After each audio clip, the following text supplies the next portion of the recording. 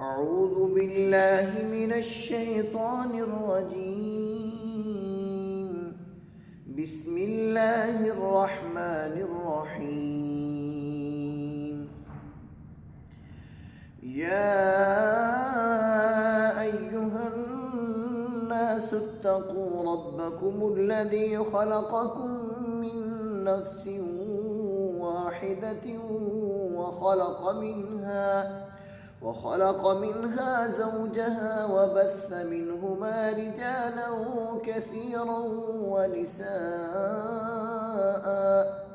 واتقوا الله الذي تساءلون به والأرحام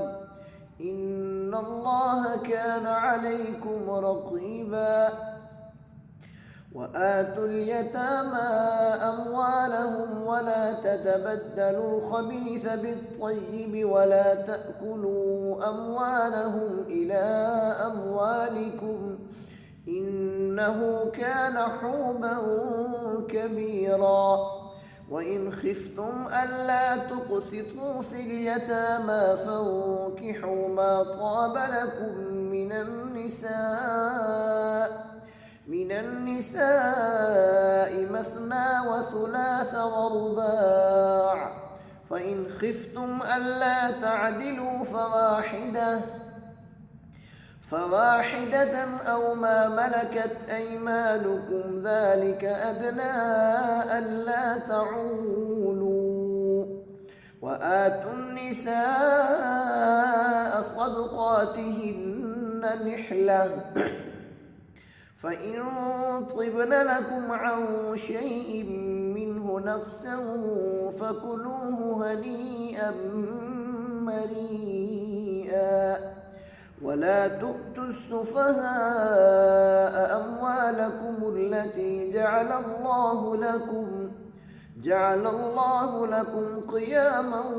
وارزقوهم فيها واكسوهم وقولوا لهم قولا معروفا. وابتلوا اليتامى حتى إذا بلغوا النكاح فإن آنستم منهم رشدا فادفعوا إليهم أموالهم ولا تأكلوها إسرافا وبدارا أن يكبروا. ومن كان غنيا فليستعفف ومن كان فقيرا فليأكل بالمعروف. فإذا دفعتم إليهم أموالهم فأشهدوا عليهم وكفى بالله حسيبا. للرجال نصيب مما ترك الوالدان والأقربون وللنساء نصيب مما ترك الوالدان والأقربون مما قل منه أو كثر نصيبا مفروضا. وإذا حضر القسمة أولو القربى واليتامى والمساكين فارزقوهم منه وقولوا لهم قولا معروفا. وليخشى الذين لو تركوا من خلفهم ذرية ضعافا خافوا عليهم فليتقوا الله وليقولوا قولا سديدا. إن الذين يأكلون أموال اليتامى ظلما إنما يأكلون في بطونهم نارا وسيصلون سعيرا. يوصيكم الله في أولادكم للذكر مثل حظ الأنثيين. فإن كن نساء فوق 2 فلهن ثلثا ما ترك وإن كانت واحدة فلها النصف ولأبويه لكل واحد منهما السدس مما ترك إن كان له ولد، فإن لم يكن له ولد وورثه أبواه فلأمه الثلث، فإن كان له إخوة فلأمه السدس من بعد وصية يوصي بها أو دين. آباؤكم وأبناؤكم لا تدرون أيهم أقرب لكم نفعا، فريضة من الله، إن الله كان عليما حكيما. ولكم نصف ما ترك أزواجكم إن لم يكن لهن ولد، فإن كان لهن ولد فلكم الربع مما تركن من بعد وصية يوصين بها أو دين. ولهن الربع مما تركتم إن لم يكن لكم ولد، فإن كان لكم ولد فلهن الثمن مما تركتم من بعد وصية توصون بها أو دين. وإن كان رجل يورث كلالة أو امرأة وله أخ أو أخت فلكل واحد منهما السدس، فإن كانوا أكثر من ذلك فهم شركاء في الثلث من بعد وصية يوصى بها أو دين.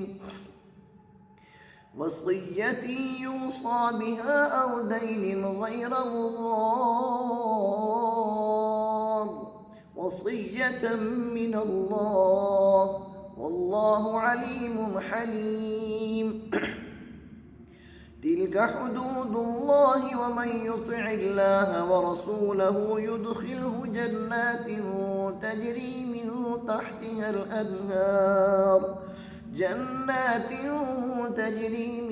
تحتها الأنهار خالدين فيها، وذلك الفوز العظيم.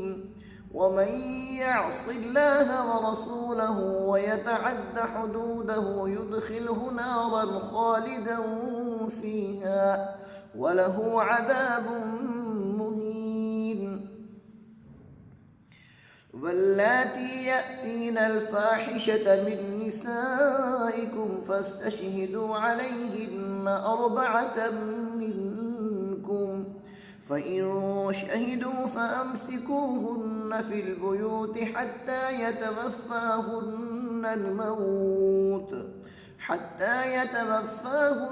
الموت أو يجعل الله لهن سبيلا.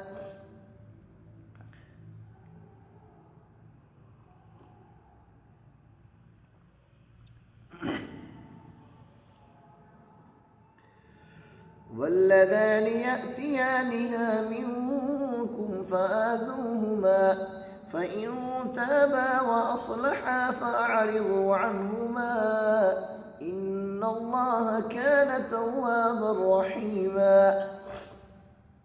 إنما التوبة على الله للذين يعملون السوء بجهالة ثم يتوبون من قريب فأولئك يتوب الله عليهم،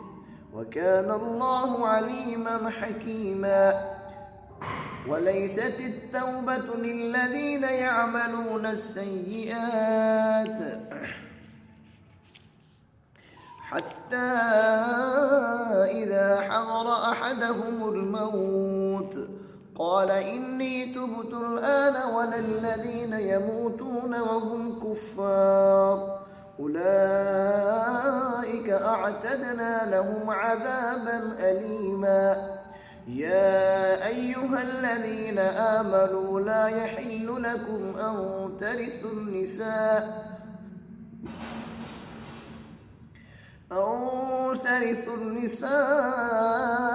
كرها، ولا تعضلوهن لتذهبوا ببعض ما آتيتموهن إلا أن يأتين بفاحشة مبينة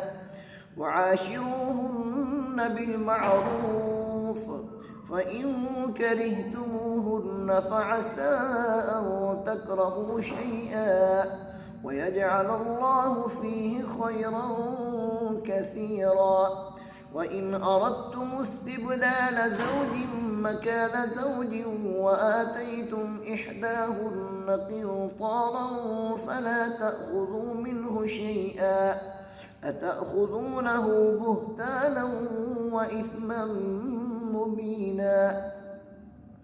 وكيف تأخذونه وقد أفضى بعضكم إلى بعض وأخذن منكم ميثاقا غليظا ولا تنكحوا ما نكح آباؤكم من النساء إلا ما قد سلف إنه كان فاحشة ومقتا وساء سبيلا حرمت عليكم أمهاتكم وبناتكم وأخواتكم وعماتكم وخالاتكم وبنات الأخ وبنات الأخت وأمهاتكم اللاتي أرضعنكم وأخواتكم من الرضاعة وأمهات نسائكم وربائبكم اللاتي في حجوركم من نسائكم اللاتي دخلتم بهن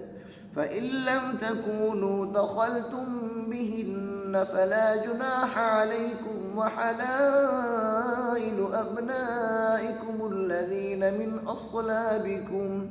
من أصلابكم وأن تجمعوا بين الأختين إلا ما قد سلف إن الله كان غفورا رحيما والمحصنات من النساء إلا ما ملكت أيمانكم كتاب الله عليكم وأحل لكم ما وراء ذلكم أن تبتغوا بأموالكم محصنين غير مسافحين فما استمتعتم به منهن فآتوهن أجورهن فريضة ولا جناح عليكم فيما تراضيتم به من بعد الفريضة إن الله كان عليما حكيما ومن لم يستطع منكم طولا أن ينكح المحصنات المؤمنات فمما ملكت أيمانكم من فتياتكم المؤمنات والله أعلم بإيمانكم بعضكم من بعض فانكحوهن بإذن أهلهن وآتوهن أجورهن بالمعروف محصنات غير مسافحات ولا متخذات أخدان فإذا أحصن فإن أتين بفاحشة فعليهن نصف ما على المحصنات من العذاب ذلك لمن خشي العنة منكم وأن تصبروا خير لكم والله غفور رحيم يريد الله ليبين لكم ويهديكم سنن الذين من قبلكم ويتوب عليكم والله عليم حكيم والله يريد أن يتوب عليكم ويريد الذين يتبعون الشهوات أن تميلوا ميلا عظيما يريد الله أن يخفف عنكم وخلق الإنسان ضعيفا يا أيها الذين آمنوا لا تأكلوا أموالكم بينكم بالباطل إلا أن تكون تجارة عن تراض منكم ولا تقتلوا أنفسكم إن الله كان بكم رحيما ومن يفعل ذلك عدوانا وظلما فسوف نصليه نارا وكان ذلك على الله يسيرا إن تجتنبوا كبائر ما تنهون عنه نكفر عنكم سيئاتكم وندخلكم مدخلا كريما ولا تتمنوا ما فضل الله به بعضكم على بعض للرجال نصيب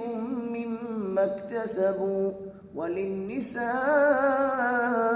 نصيب مما اكتسبن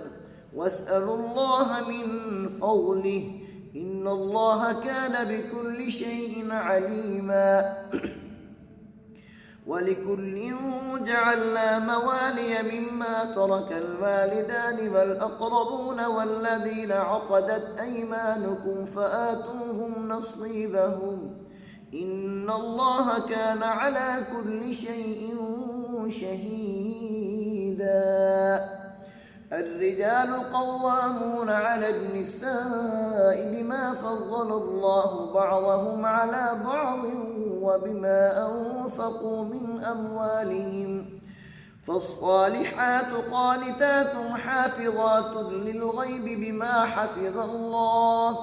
واللاتي تخافون نشوزهن فعظوهن واهجروهن في المضاجع واضربوهن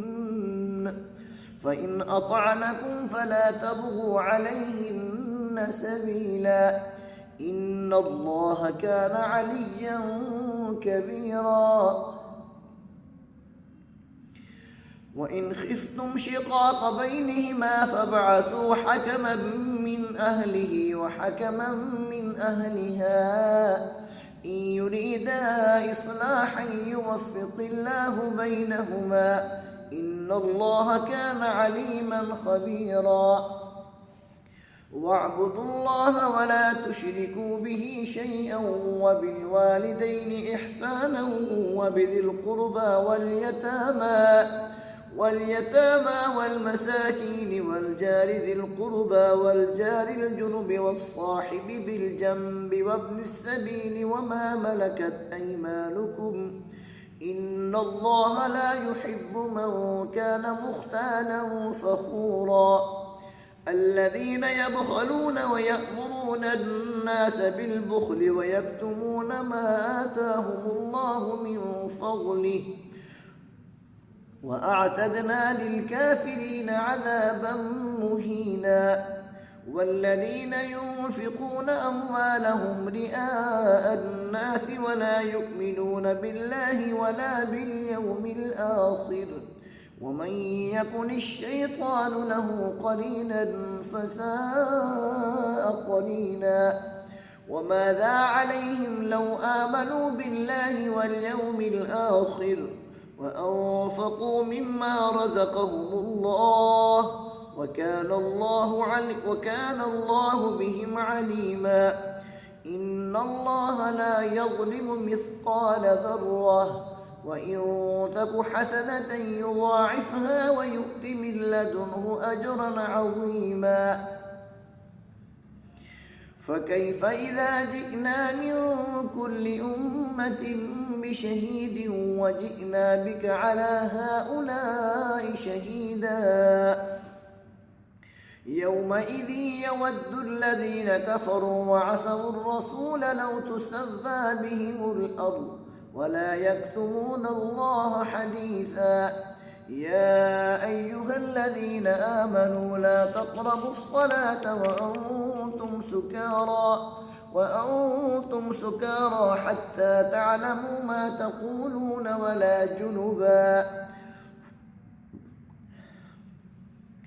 ولا جنبا إلا عابري سبيل حتى تغتسلوا وإن كنتم مرضى أو على سفر أو جاء أحد منكم من الغائط أو لامستم النساء فلم تجدوا ماء فتيمموا صعيدا طيبا فامسحوا بوجوهكم وأيديكم إن الله كان عفوا غفورا ألم تر إلى الذين أوتوا نصيبا من الكتاب يشترون الضلالة ويريدون أن تضلوا السبيل والله أعلم بأعدائكم وكفى بالله وليا وكفى بالله نصيرا من الذين هادوا يحرفون الكلم عن مواضعه ويقولون سمعنا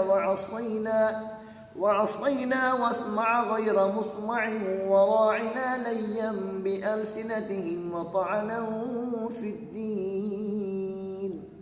ولو أنهم قالوا سمعنا وأطعنا واسمع وانظرنا لكان خيرا لهم وأقوم ولكن لعنهم الله بكفرهم فلا يؤمنون إلا قليلا يا أيها الذين أوتوا الكتاب آمنوا بما نزلنا مصدقا لما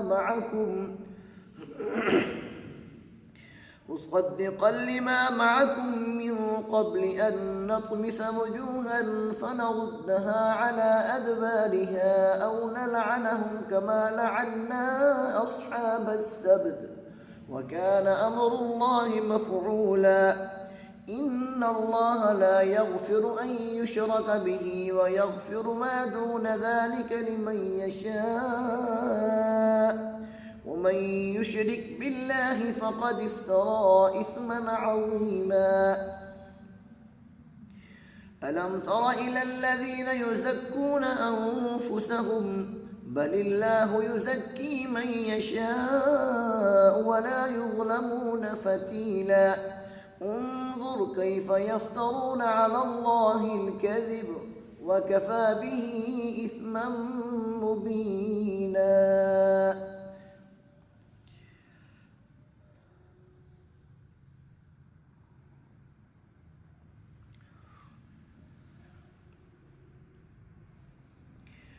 ألم تر إلى الذين أوتوا نصيبا من الكتاب يؤمنون بالجبت والطاغوت ويقولون للذين كفروا هؤلاء أهدى من الذين آمنوا سبيلا أولئك الذين لعنهم الله ومن يلعن الله فلن تجد له نصيرا أم لهم نصيب من الملك فإذا لا يؤتون الناس نقيرا أم يحسدون الناس على ما آتاهم الله من فضله فقد آتينا آل إبراهيم الكتاب والحكمة وآتيناهم ملكا عظيما فمنهم من آمن به ومنهم من صد عنه وكفى بجهنم سعيرا إن الذين كفروا بآياتنا سوف نصليهم نارا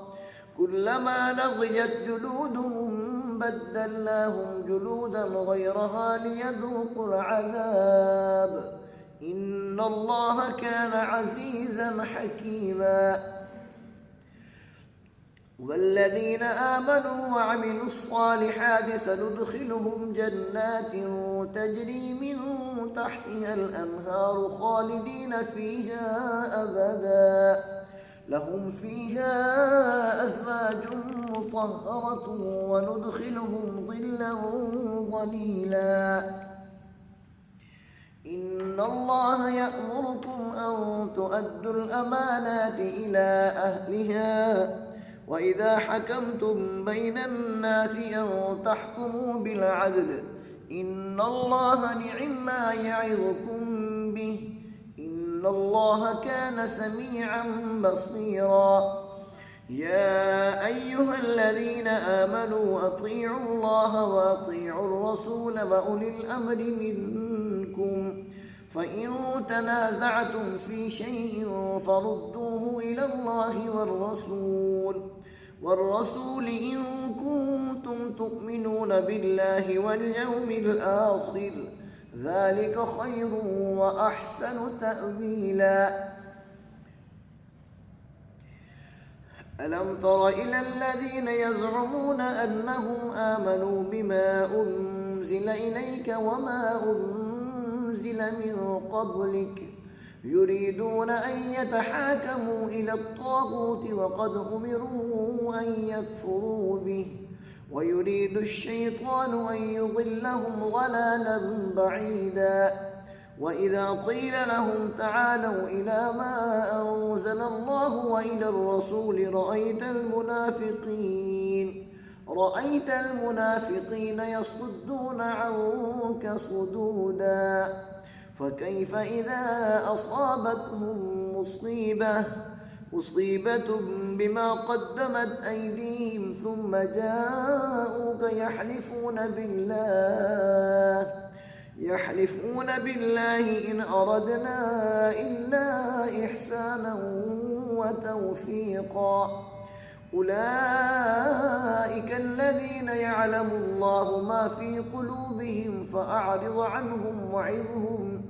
وقل لهم في أنفسهم قولا بليغا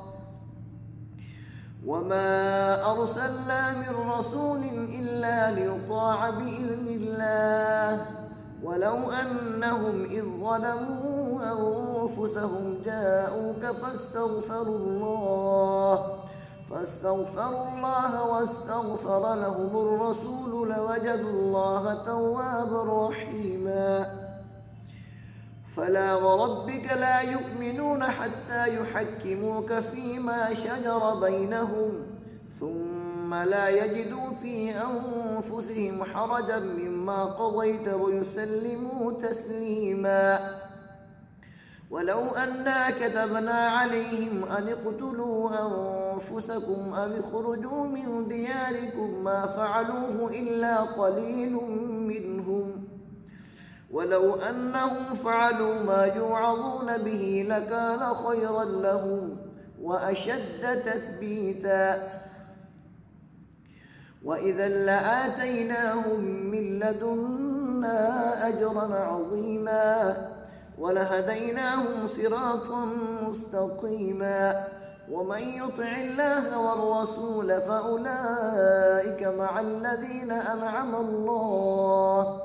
فأولئك مع الذين أنعم الله عليهم من النبيين والصديقين والشهداء والصالحين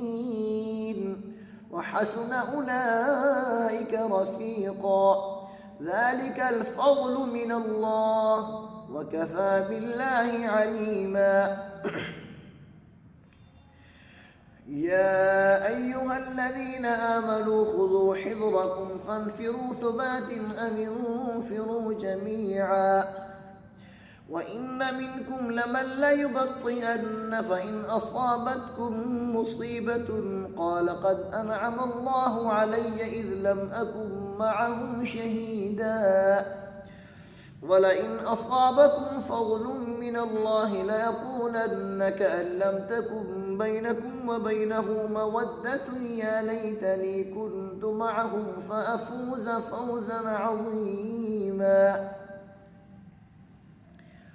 فليقاتل في سبيل الله الذين يشرون الحياة الدنيا بالآخرة ومن يقاتل في سبيل الله فيقتل أو يغلب فسوف نؤتيه أجرا عظيما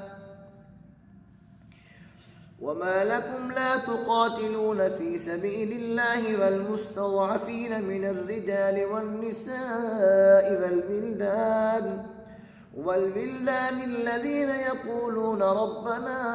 أخرجنا من هذه القرية الظالم أهلها واجعل لنا من لدنك وليا واجعل لنا من لدنك نصيرا. الذين آمنوا يقاتلون في سبيل الله والذين كفروا يقاتلون في سبيل الطاغوت فقاتلوا أولياء الشيطان إن كيد الشيطان كان ضعيفا. ألم تر إلى الذين قيل لهم كفوا أيديكم وأقيموا الصلاة وآتوا الزكاة فلما كتب عليهم القتال إذا فريق منهم يخشون الناس كخشية الله أو أشد خشية وقالوا ربنا لم كتبت علينا القتال لولا أخرتنا إلى أجل قريب قل متاع الدنيا قليل والآخرة خير لمن اتقى ولا تظلمون فتيلا. أينما تكونوا يدرككم الموت ولو كنتم في بروج مشيدة وإن تصبهم حسنة يقولوا هذه من عند الله وإن تصبهم سيئة يقولوا هذه من عندك قل كل من عند الله فما لهؤلاء القوم لا يكادون يفقهون حديثا. ما أصابك من حسنة فمن الله وما أصابك من سيئة فمن نفسك وأرسلناك للناس رسولا وكفى بالله شهيدا. من يطع الرسول فقد أطاع الله ومن تولى فما أرسلناك عليهم حفيظا. ويقولون طاعة فإذا برزوا من عندك بيت طائفة منهم غير الذي تقول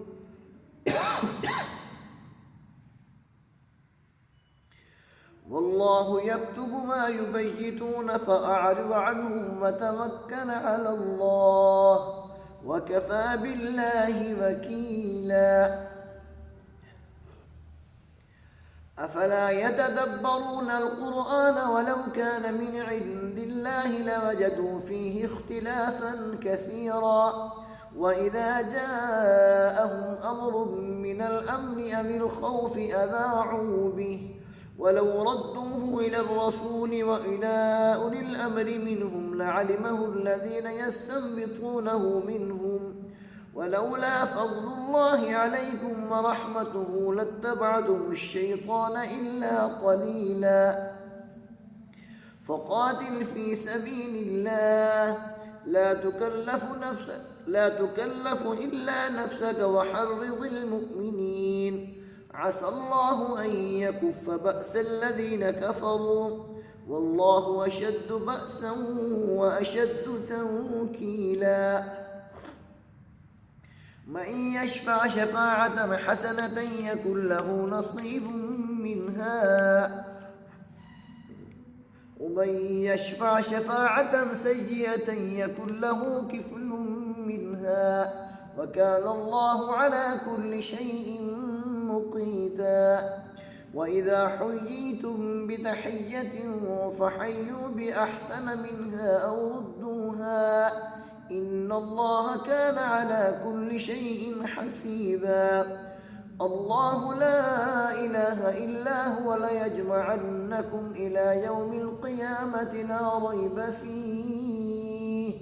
ومن أصدق من الله حديثا.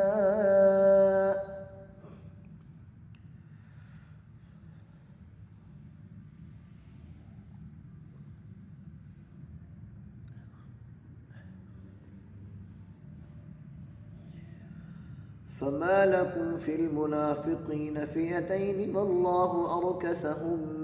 بما كسبوا أتريدون أن تهدوا من أضل الله ومن يضلل الله فلن تجد له سبيلا ودوا لو تكفرون كما كفروا فتكونون سواء فلا تتخذوا منهم أولياء حتى يهاجروا في سبيل الله فإن تولوا فخذوهم واقتلوهم حيث وجدتموهم ولا تتخذوا منهم وليا ولا نصيرا إلا الذين يصلون إلى قوم بينكم وبينهم ميثاق أو جاءوكم حسرت صدورهم أن يقاتلوكم أو يقاتلوا قومهم ولو شاء الله لسلطهم عليكم فلقاتلوكم فإن اعتزلوكم فلم يقاتلوكم وألقوا إليكم السلم فما جعل الله لكم عليهم سبيلا ستجدون آخرين يريدون أن يأمنوكم ويأمنوا قومهم كلما ردوا إلى الفتنة أركسوا فيها فإن لم يعتزلوكم ويلقوا إليكم السلم ويكفوا أيديهم فخذوهم واقتلوهم حيث ثقفتموهم وأولئكم جعلنا لكم عليهم سلطانا مبينا وما كان لمؤمن أن يقتل مؤمنا إلا خطأ ومن قتل مؤمنا خطأ فتحرير رقبة مؤمنة ودية مسلمة إلى أهله إلا أن يصدقوا فإن كان من قوم عدو لكم وهو مؤمن فتحرير رقبة مؤمنة وإن كان من قوم بينكم وبينهم ميثاق فدية مسلمة إلى أهله وتحرير رقبة مؤمنة فمن لم يجد فصيام شهرين متتابعين توبة من الله وكان الله عليما حكيما ومن يقتل مؤمنا متعمدا فجزاؤه جهنم خالدا فيها وغضب الله عليه ولعنه وأعد له عذابا عظيما يا أيها الذين آمنوا إذا ضربتم في سبيل الله فتبينوا ولا تقولوا لمن ألقى إليكم السلام لست مؤمنا تبتغون عرض الحياة الدنيا فعند الله مغانم كثيرة كذلك كنتم من قبل فمن الله عليكم فتبينوا إن الله كان بما تعملون خبيرا لا يستوي القاعدون من المؤمنين غير أولي الضرر والمجاهدون في سبيل الله بأموالهم وأنفسهم فضل الله المجاهدين بأموالهم وأنفسهم على القاعدين درجة وكلا وعد الله الحسنى وفضل الله المجاهدين على القاعدين أجرا عظيما درجات منه ومغفرة ورحمة وكان الله غفورا رحيما إن الذين توفاهم الملائكة ظالمي أنفسهم قالوا فيم كنتم قالوا كنا مستضعفين في الأرض قالوا ألم تكن أرض الله واسعة فتهاجروا فيها فأولئك مأواهم جهنم وساءت مصيرا إلا المستضعفين من الرجال والنساء والولدان لا يستطيعون حيلة ولا يهتدون سبيلا فأولئك عسى الله أن يعفو عنهم وكان الله عفوا غفورا ومن يهاجر في سبيل الله يجد في الأرض مراغما كثيرا وسعة ومن يخرج من بيته مهاجرا إلى الله ورسوله ثم يدركه الموت فقد وقع أجره على الله وكان الله غفورا رحيما وإذا ضربتم في الأرض فليس عليكم جناح أن تقصروا من الصلاة إن خفتم أن يفتنكم الذين كفروا إن الكافرين كانوا لكم عدوا مبينا وإذا كنت فيهم فأقمت لهم الصلاة فلتقم طائفة منهم معك وليأخذوا أسلحتهم فإذا سجدوا فليكونوا من ورائكم ولتأت طائفة أخرى لم يصلوا فليصلوا معك وليأخذوا حذرهم وأسلحتهم ود الذين كفروا لو تغفلون عن أسلحتكم وأمتعتكم فيميلون عليكم ميلة واحدة ولا جناح عليكم إن كان بكم أذى من مطر أو كنتم مرضى أن تضعوا أسلحتكم وخذوا حذركم إن الله أعد للكافرين عذابا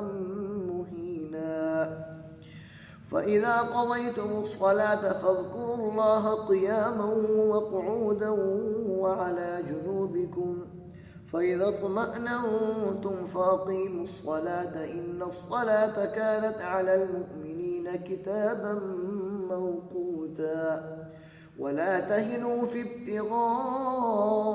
القوم إن تكونوا تألمون فإنهم يألمون كما تألمون وترجون من الله ما لا يرجون وكان الله عليما حكيما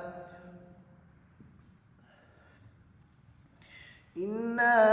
أنزلنا إليك الكتاب بالحق لتحكم بين الناس بما أراك الله ولا تكن للخائنين خصيما واستغفر الله إن الله كان غفورا رحيما ولا تجادل عن الذين يختالون أنفسهم إن الله لا يحب من كان خوانا أثيما يستخفون من الناس ولا يستخفون من الله وهو معهم إذ يبيتون ما لا يرضى من القول وكان الله بما يعملون محيطا ها أنتم هؤلاء جادلتم عنهم في الحياة الدنيا فمن يجادل الله عنهم يوم القيامة أم من يكون عليهم وكيلا ومن يعمل سوءا أو يظلم نفسه ثم يستغفر الله يجد الله غفورا رحيما ومن يكسب إثما فإنما يكسبه على نفسه وكان الله عليما حكيما ومن يكسب خطيئة أو إثما ثم يرم به بريئا فقد احتمل بهتانا وإثما مبينا ولولا فضل الله عليك ورحمته لهمت طائفة منهم أن يضلوك وما يضلون إلا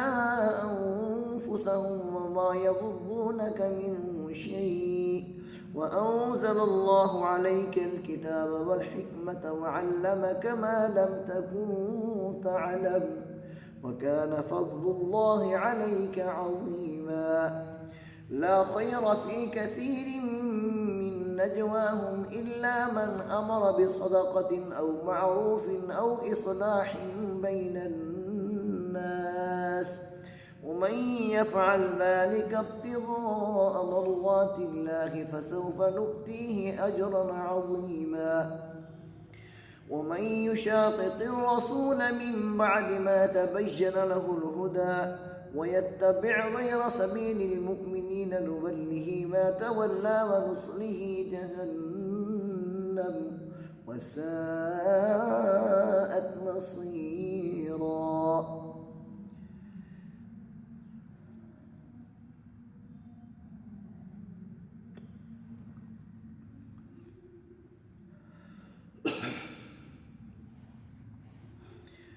إن الله لا يغفر أن يشرك به ويغفر ما دون ذلك لمن يشاء ومن يشرك بالله فقد ضل ضلالا بعيدا. إن يدعون من دونه إلا إناثا وإن يدعون إلا شيطانا مريدا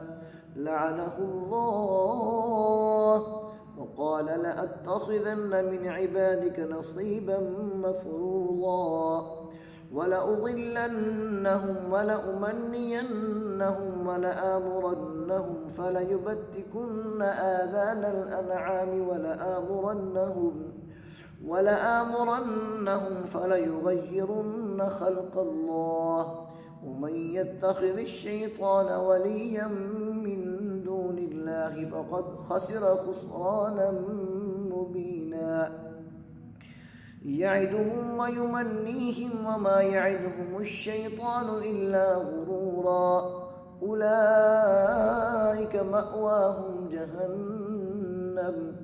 ولا يجدون عنها محيصا.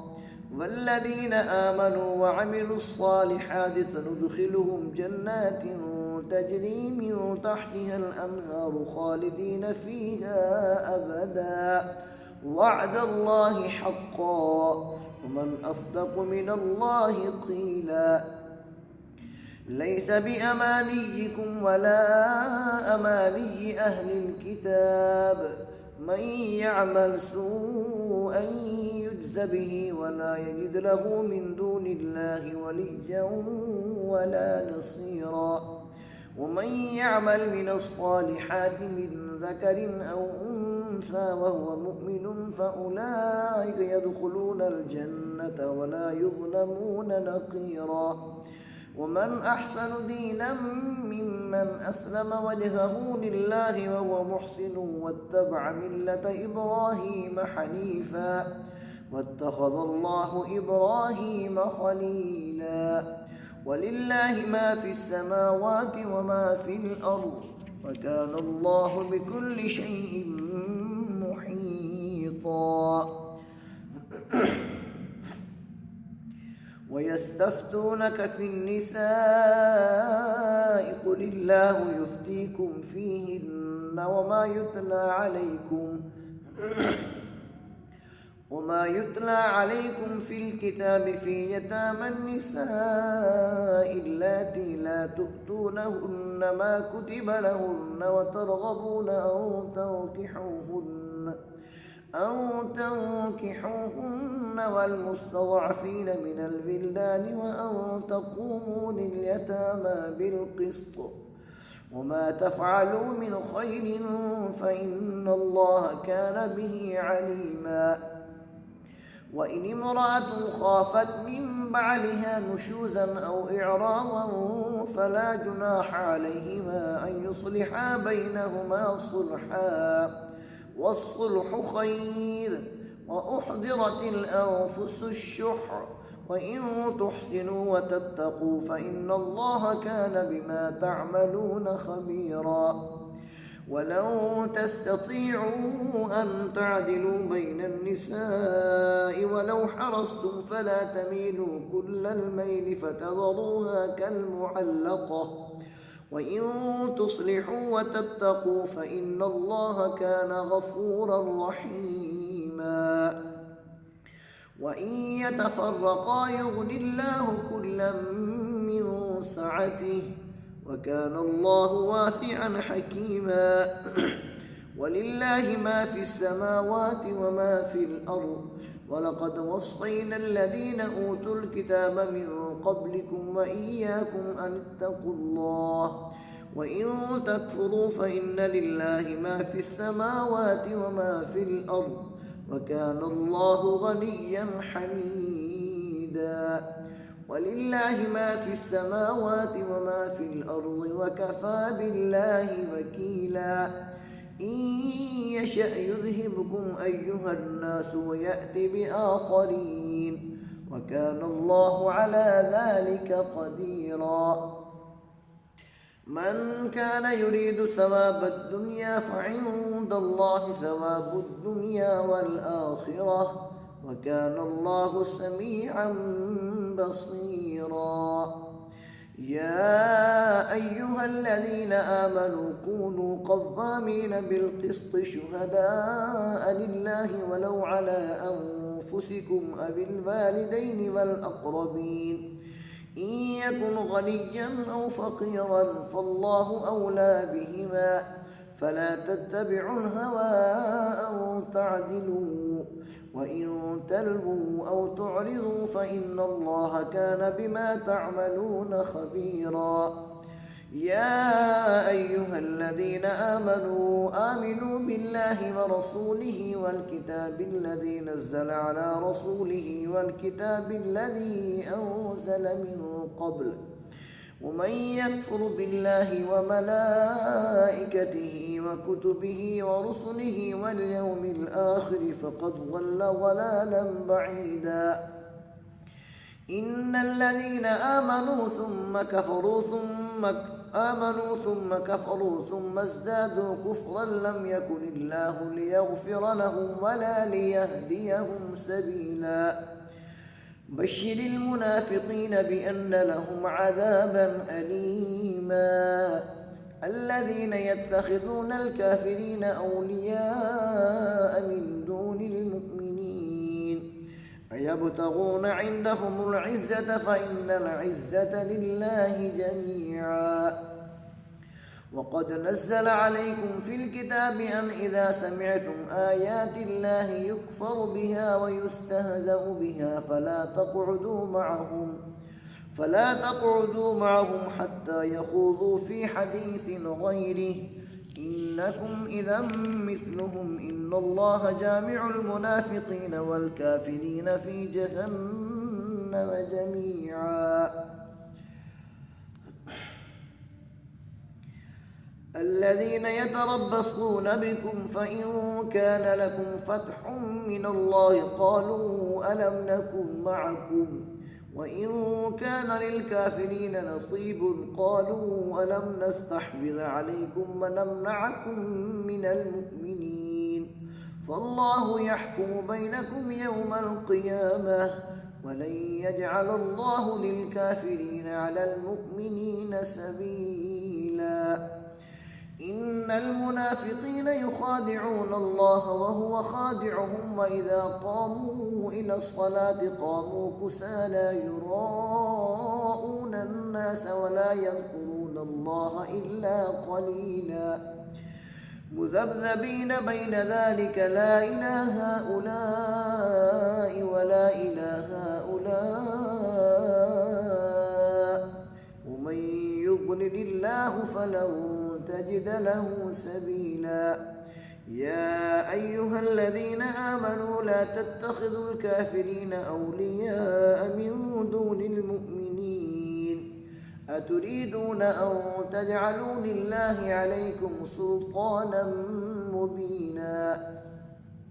إن المنافقين في الدرك الأسفل من النار ولن تجد لهم نصيرا إلا الذين تابوا وأصلحوا واعتصموا بالله وأخلصوا دينهم لله فأولئك مع المؤمنين وسوف يؤتي الله المؤمنين أجرا عظيما ما يفعل الله بعذابكم إن شكرتم وآمنتم وكان الله شاكرا عليما لا يحب الله الجهر بالسوء من القول إلا من ظلم وكان الله سميعا عليما إن تبدوا خيرا أو تخفوه أو تعفوا عن سوء فإن الله كان عفوا قديرا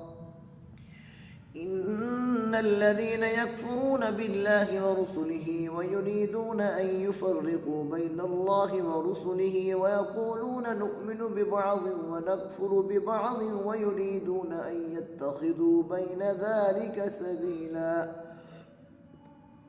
أولئك هم الكافرون حقا وأعتدنا للكافرين عذابا مهينا والذين آمنوا بالله ورسله ولم يفرقوا بين أحد منهم أولئك سوف يؤتيهم أجورهم وكان الله غفورا رحيما يسألك أهل الكتاب أن تنزل عليهم كتابا من السماء فقد سألوا موسى أكبر من ذلك فقالوا أرنا الله جهرة فأخذتهم الصاعقة بظلمهم ثم اتخذوا العجل من بعد ما جاءتهم البينات فعفونا عن ذلك وآتينا موسى سلطانا مبينا ورفعنا فوقهم الطور بميثاقهم وقلنا لهم ادخلوا الباب سجدا وقلنا لهم لا تعدوا في السبت وأخذنا منهم ميثاقا غليظا فبما نقضهم ميثاقهم وكفرهم بآيات الله وقتلهم الأنبياء بغير حق وقولهم قلوبنا غلف بل طبع الله عليها بكفرهم فلا يؤمنون إلا قليلا وبكفرهم وقولهم على مريم بهتانا عظيما وقولهم إنا قتلنا المسيح عيسى ابن مريم رسول الله وما قتلوه وما صلبوه ولكن شبه لهم وإن الذين اختلفوا فيه لفي شك منه ما لهم به من علم إلا اتباع الظن وما قتلوه يقينا بل رفعه الله إليه وكان الله عزيزا حكيما وإن من أهل الكتاب إلا ليؤمنن به قبل موته ويوم القيامة يكون عليهم شهيدا فبظلم من الذين هادوا حرمنا عليهم طيبات أحلت لهم وبصدهم عن سبيل الله كثيرا وأخذهم الربا وقد نهوا عنه وأكلهم أموال الناس بالباطل وأعتدنا للكافرين منهم عذابا أليما لكن الراسخون في العلم منهم والمؤمنون يؤمنون بما أنزل إليك وما أنزل من قبلك والمقيمين الصلاة والمؤتون الزكاة والمؤمنون بالله واليوم الآخر أولئك سنؤتيهم أجرا عظيما إنا أوحينا إليك كما أوحينا إلى نوح والنبيين من بعده وأوحينا إلى إبراهيم وإسماعيل وإسحاق ويعقوب والأسباط وعيسى وأيوب ويونس وهارون وسليمان وآتينا داود زبورا ورسلا قد قصصناهم عليك من قبل ورسلا لم نقصصهم عليك وكلم الله موسى تكليما رسلا مبشرين ومنذرين لئلا يكون للناس على الله حجة بعد الرسل وكان الله عزيزا حكيما لكن الله يشهد بما أنزل إليك أنزله بعلمه والملائكة يشهدون وكفى بالله شهيدا إن الذين كفروا وصدوا عن سبيل الله قد ضلوا ضلالا بعيدا إن الذين كفروا وظلموا لم يكن الله ليغفر لهم ولا ليهديهم طريقا إلا طريق جهنم خالدين فيها أبدا وكان ذلك على الله يسيرا